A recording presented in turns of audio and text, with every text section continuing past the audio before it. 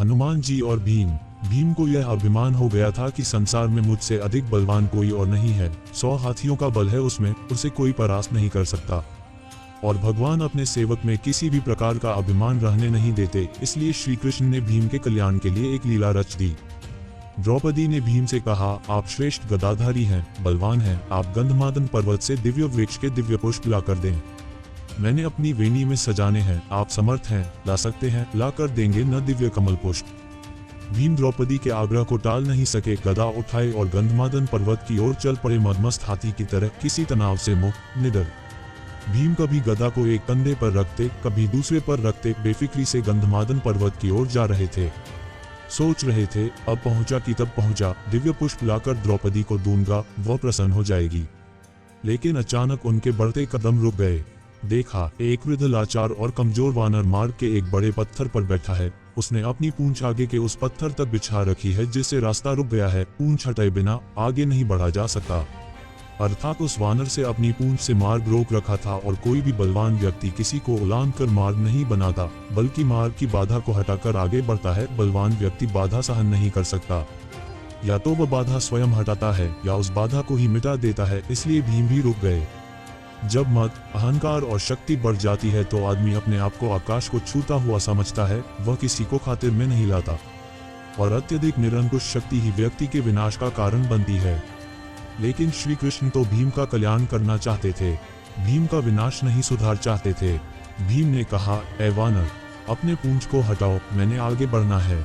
वानर ने देखा, एक बलिष्ठ व्यक्ति गदा उठाए, राजसी वस्त्र पहने, मुकुट धारण किए, बड़े रोग के साथ उसे पूंछ हटाने को कह रहा है। हैरान हुआ, पहचान भी गया।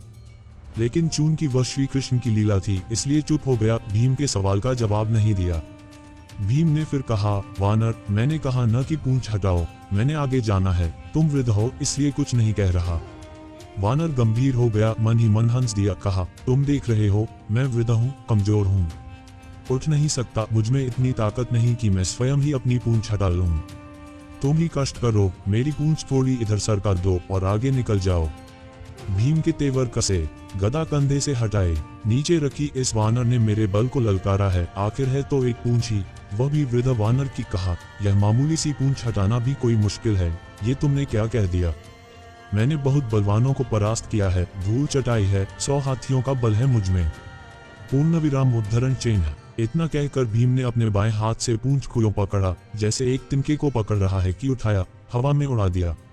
लेकिन भीम से वह पूंछ हिल भी नहीं सकी। हैरान हुआ। फिर उसने दाएं हाथ से पूंछ को हटाना चाहा, लेकिन दाएं हाथ से भी पूंछ तिलमात्र नहीं हिली। भीम ने वानर की तरफ देखा, वानर मुस्कुरा रहा था। भीम को गुस्सा आ गया। भीम ने दोनों हाथों से भरपूर जोर लगाया, एक पांव को पत्थर पर रखकर आसरा लेकर फिर जोर लगाया 2-3 बार, लेकिन हर बार भीम हताश हुआ। जिस पूंछ को भीम ने मामूली और कमजोर वानर की पूंछ समझा था, उसने उसके पसीने छुड़वा दिए थे और भीम थककर निढाल होकर एक तरफ खड़ा हो गया। सोचने लगा, यह कोई मामूली वृद्ध वानर नहीं है, ये दिव्य व्यक्ति है और इसकी असीम शक्ति का मैं सामना नहीं कर पाऊंगा। विनम्र और झुका हुआ व्यक्ति ही कुछ पाता है, अकड़ उसे ले डूबती है, ताकत काफूर हो जाती है और भीम वाकई वृद्ध वानर के सामने कमजोर लगने लगा। मद और अहंकार काफूर हो गया, और जब मद और अहंकार मिटता है तभी भगवान की कृपा होती है। भीम ने कहा, मैं आपको पहचान नहीं सका, जिसकी पूंछ को मैं उठा नहीं सका वह कोई मामूली वानर नहीं हो सकता। मुझे क्षमा करें, कृपया अपना परिचय दें। वानर उठ खड़ा हुआ, आगे बढ़ा और भीम को गले लगा लिया। कहा, भीम, मैं तुम्हें पहचान गया था, तुम वायुपुत्र हो। मैं पवन पुत्र हनुमान हूँ, श्री राम का सेवक। श्री राम का सेवक होने के सिवा मेरी कोई पहचान नहीं, और उन्हीं के आदेश पर मैं इस मार्ग पर लेटा हूँ, ताकि तुम्हें तुम्हारी असलियत बता दूं। रिश्ते से मैं तुम्हारा बड़ा भाई हूँ और इसीलिए बड़े भाई का कर्तव्य निभाते हुए प्रभु के आशीर्वाद से तुम्हें याद दिला रहा हूँ।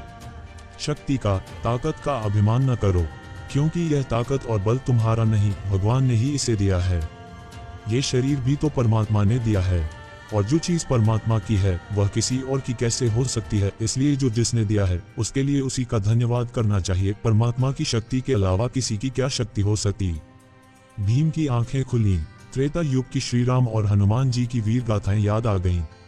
प्रेम से, श्रद्धा से भीम की आंखें भी खुल गईं और भावों के इसी प्रवाह में भीम ने हनुमान जी को समुद्र लांघने के समय पर धारण किए गए विशाल रूप का दर्शन कराने का अनुरोध कर दिया। और हनुमान जी ने श्री राम की कृपा से अपना आकार वैसा ही बढ़ाया जैसा उन्होंने 100 योजन समुद्र लांघने के समय धारण किया था। ये देख भीम हैरान रह गया। वह कभी हनुमान जी के चरणों में देखता और कभी उनके आकाश छूते मस्तक को, जिसे वह देख ही नहीं पा रहा था।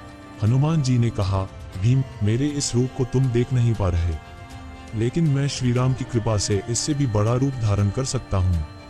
भीम ने हाथ जोड़कर सिर झटक दिया और हनुमान जी के चरणों में गिर पड़ा।